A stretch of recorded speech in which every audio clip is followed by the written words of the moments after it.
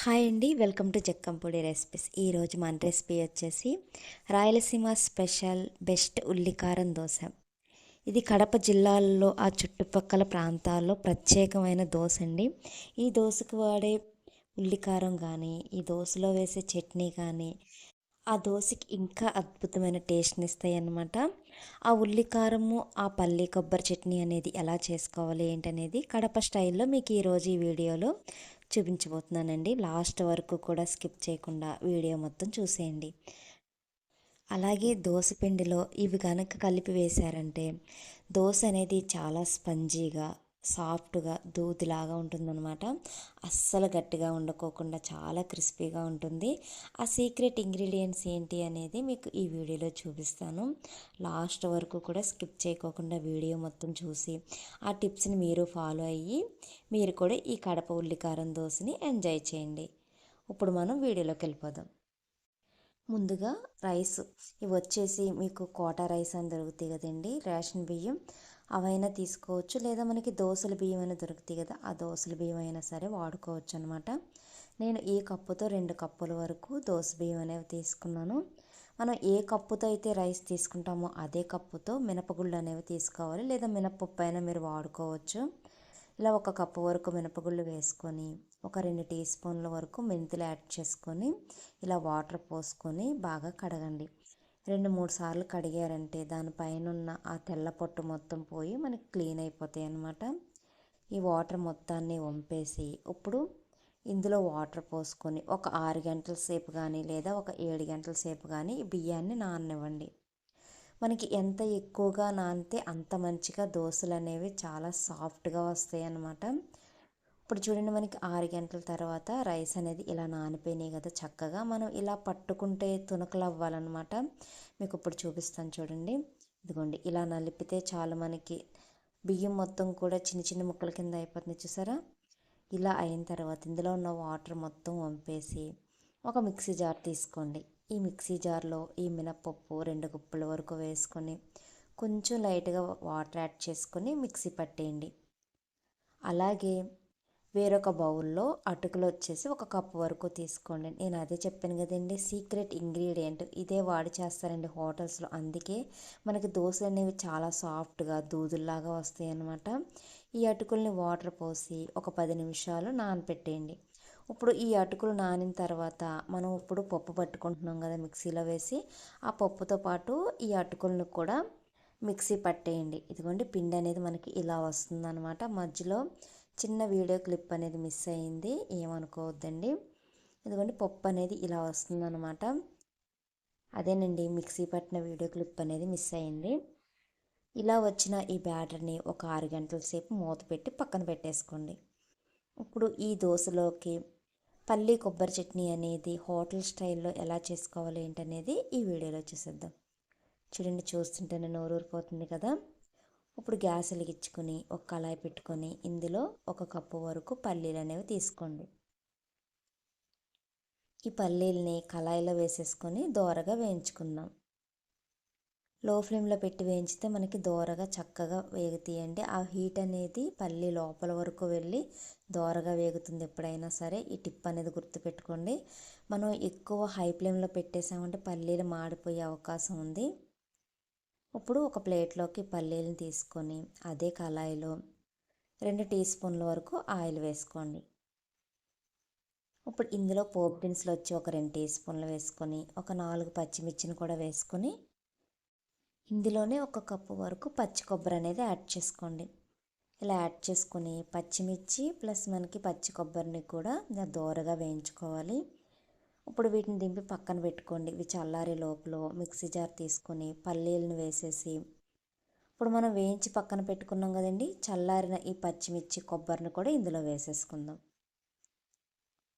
ఇలా వేసేసి ఎల్లుల్లిపాయలు వచ్చేసి పొట్టు తీసినవి ఒక 4 గర్భాల వరకు ఇందులో వేసుకోండి. ఇందులోనే జీలకర్ర వచ్చేసి ఒక 2 టీ స్పూన్ల వరకు వేసుకోండి. మీరు పెద్ద టీ స్పూన్తో వేస్తే 1 టీ స్పూన్ వరకు వేసుకుంటే సరిపోతుంది. అలాగే రుచికి సరిపడా సాల్ట్ ఎంత పడుతుందో చూసి వేసుకోండి. నేనైతే 2 టీ స్పూన్ల వరకు వేసుకున్నాను. పసుపు వచ్చి ఒక 1/2 టీ స్పూన్ వరకు వేసుకొని కొంచెం వాటర్ పోసుకొని మూత పెట్టేసి మిక్సీ పట్టేయండి. ఇంకోండి చట్నీ అనేది మనకి ఇలా మెత్తగా రెడీ అయిపోతుందన్నమాట. ఇలా రెడీ అయిపోయిన ఈ చట్నీని ఒక బౌల్లోకి తీసుకుందాం. ఇలా తీసుకొని ఈ చట్నీలో మీకు ఇంకొంచెం లూజ్ చేసుకోవాలి అంటే కొంచెం వాటర్ అనేది యాడ్ చేసుకొని ఈ చట్నీని కొంచెం పలచన చేసుకోండి. మరీ ఎక్కువ వాటర్ యాడ్ చేయొద్దండి. కొంచెం గట్టిగా ఉంటేనే ఈ పల్లి కొబ్బరి చట్నీ అనేది టేస్ట్ బాగుంటుంది కడప ఉల్లికారం దోశలోకి. ఇప్పుడు ఇలా లూజ్ చేసుకున్న తర్వాత ఈ చట్నీ మొత్తాన్ని కూడా ఇలా బాగా కలుపుకొని ఇప్పుడు మనం పోపు అనేది ప్రిపేర్ చేసుకుందాము. ముందుగా గ్యాస్ వెలిగించుకొని కళాయి పెట్టేసుకొని ఇందులో ఒక 2 టీ స్పూన్ల వరకు ఆయిల్ వేసుకోండి. ఇందులోనే పోపు దినుసులు వచ్చి ఒక 2 టీ స్పూన్లు వేసుకొని ఒక 2 ఎండుమిర్చిని కట్ చేసి వేసుకొని వీటిని దోరగా వేయించుకొని కరివేపాకు వచ్చి ఒక 2 రెమ్మల వరకు వేసుకోండి. ఈ కరివేపాకులో ఉన్న చిట్టపట్లు ఆగిపోయే వరకు కూడా ఫ్రై చేసుకొని ఈ పోపు వేగిన తర్వాత ఇప్పుడు మనం ముందుగా ప్రిపేర్ చేసి పక్కన పెట్టుకున్న చట్నీ ఉంది కదండి, ఆ చట్నీలో ఈ పోపు మొత్తాన్ని కూడా వేసేసుకుందాం. ఇలా వేసేసి మొత్తం కూడా కలిపేయండి. అంతేనండి, కడప ఉల్లికారం దోశలోకి కొబ్బరిపల్లి చట్నీ అనేది రెడీ అయిపోయింది. చూసారుగా, చాలా సింపుల్గా ఈజీగా చట్నీ అనేది రెడీ అయిపోయింది కదా.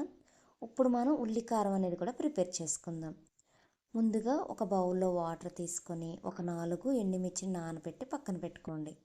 మీడియం సైజు ఉల్లిపాయలు ఒక 2 తీసుకొని ముచ్చుకులు తీసేసి కట్ చేసుకొని పక్కన పెట్టుకోండి.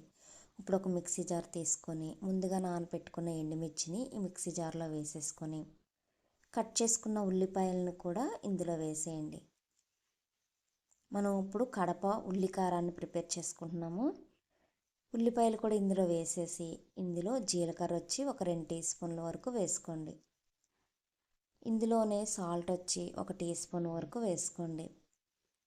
ఇలా వేసి మూత పెట్టేసి మిక్సీ పట్టేయండి. మనకి వాటర్ కూడా అవసరం లేదండి, ఎందుకంటే ఇందులో ఉల్లిపాయలు ఉన్నాయి కాబట్టి ఆల్రెడీ అందులో వాటర్ అనేది ఉంటుంది కాబట్టి మనం ఉల్లిపాయల్లో వాటర్ యాడ్ చేసే పని లేదు. ఇలా మిక్సీ పట్టేసి ఈ పేస్ట్ మొత్తాన్ని ఒక బౌల్లోకి తీసేసుకుందాం. కడప ఉల్లికారం చూడండి చక్కగా రెడీ అయిపోయింది కదా కలర్ఫుల్గా. ఇప్పుడు ఇలా బౌల్లోకి తీసుకొని పక్కన పెట్టేసుకోండి. ఆల్రెడీ మనం దోసపిండి పట్టి ఒక 6 గంటల సేపు ఇలా మూత పెట్టి పక్కన పెట్టేసుకున్నాం కదండి. నాకు ఈ దోసపిండి అనేది చక్కగా పొంగిందనమాట. నేను పైనున్న దోసపిండి మొత్తాన్ని కూడా వేరొక బౌల్లోకి సగం వరకు తీసేసి ఉప్పు కలుపుకుండా పక్కన పెట్టేసుకున్నాను అనమాట. ఉప్పు కలిపితే మనకి పులుపు అనేది వచ్చేస్తుంది. అందుకే దోశలకి మీరు ఎంత పిండి అయితే వాడుకుంటారో ఆ పిండి తీసుకొని సాల్ట్ అనేది యాడ్ చేసుకోండి. మొత్తం అంతట్లో కూడా యాడ్ చేశారంటే పిండి అనేది మనకి పులిసిపోతుంది అనమాట. ఇప్పుడు గ్యాస్ వెలిగించుకొని ఒక దోశ ప్యాన్ పెట్టుకొని ఇది హీట్ అయ్యే లోపల ఇప్పుడు ఈ దోశ పిండిలో ఉప్పు అనేది 2 టీ స్పూన్ల వరకు వేసుకున్నాను. మీకు ఎంత పడుతుందో చూసి యాడ్ చేసుకోండి.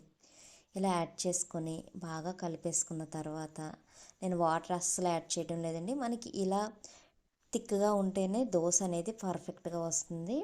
ఈ కడప ఉల్లికారం దోశకి దోసపిండి అనేది థిక్గానే ఉండాలి. అలా ఉంటేనే దోశ అనేది మనకి చాలా పర్ఫెక్ట్గా వస్తుందండి. ఇప్పుడు ఆయిల్ తీసుకొని ఇలా అంచుల వెమ్మటి లైట్గా వేసుకోండి. ఇలా అంచుల వెమ్మటి వేయడం వల్ల దోరగా ఫ్రై అవుతుందన్నమాట.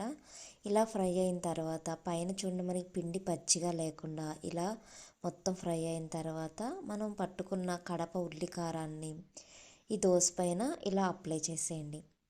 ఎక్కడ గ్యాప్ లేకోకుండా మొత్తం కూడా ఇలా స్ప్రెడ్ చేసేయండి దోశ అంతటి కూడా. ఇలా పల్సగా స్ప్రెడ్ చేయడం వల్ల చక్కగా ఫ్రై అవుతుందన్నమాట. మనకి పచ్చి వాసన కానీ అలాగే కారం వాసన కానీ లేకోకుండా చక్కగా ఫ్రై అయ్యి మనకి దోశ అనేది ఇంకా టేస్ట్ వస్తుంది. ఇలా దోశని హై ఫ్లేమ్లో పెట్టి ఒక 5 నిమిషాలు వేగిన తర్వాత ఇలా గరిటెతో చక్కగా తీయండి. చక్కగా ఊడొస్తుంది చూసారా. ఇలా వచ్చిన దోశని మజ్జిగ మడత పెట్టుకొని ఒక ప్లేట్లోకి తీసుకోండి. అంతేనండి, కడప ఉల్లికారం దోశ అనేది రెడీ అయిపోయింది. ఇంకొక దోశ కూడా మీకు వేసి చూపిస్తాను. ఇలా పాన్ పైన దోశ పిండి వేసుకొని కొంచెం లైట్గా ఆయిల్ అనేది చుట్టూ అప్లై చేయండి. ఇలా అప్లై చేసిన తర్వాత దోశ కొంచెం కాలాలండి, అది చాలా ఇంపార్టెంట్. కాలిన తర్వాత ఈ దోశకి ఉల్లికారం అనేది ఇలా అప్లై చేయండి. ఇలా అప్లై చేసేసి ఒక 10 నిమిషాలు ఫ్రై అవనివ్వాలి. అప్పుడే పచ్చివాసన అనేది పోతుంది. ఇలా ఫ్రై అయిన తర్వాత చక్కగా దోసని తీసుకుని ఒక ప్లేట్లోకి యాడ్ చేసుకుంటే రాయలసీమ స్పెషల్ కడప ఉల్లికారం దోశ అనేది రెడీ అయిపోయింది. అంతేనండి, దోశలన్నిటినీ కూడా ఇలా ప్రిపేర్ చేసుకొని చక్కగా చట్నీతో లాగించేయండి. ఈ రుచి అనేది అస్సలు మర్చిపోరు, అంత రుచిగా ఉంటుంది. మనకి కడప రాయలసీమ జిల్లాలో చాలా ఫేమస్ అన్నమాట. ఇప్పుడు ఒక బౌల్లోకి ఇలా సర్వ్ చేసుకొని మనం పట్టుకున్న పల్లి కొబ్బరి చట్నీతో సర్వ్ చేసుకుందాం. చూసారా ఎంత కలర్ఫుల్గా ఉన్నాయో. మరి ఇంకెందుకు ఆలస్యం, మీరు కూడా రెడీ చేసుకోండి. రెడీ చేసుకొని తిని ఎలా ఉన్నాయి ఏంటనేది కామెంట్ బాక్స్లో కామెంట్ చేసేయండి. అలాగే మీకు కనుక నా వీడియో నచ్చినట్లయితే లైక్ చేసి మన ఛానల్ని ఫాలో చేసేయండి. అలాగే పక్కనున్న బెల్ ఐకాన్ ప్రెస్ చేసి అందులో ఆల్ అనే బటన్ ఉంటుందండి. ఆ బటన్ ప్రెస్ చేశారంటే నా నోటిఫికేషన్స్ అన్నీ కూడా మీరు చూడొచ్చు. చూసి వెళ్ళిపోకుండా లైక్ చేసి మన ఛానల్ని సబ్స్క్రైబ్ చేసేయండి. Thank you for watching.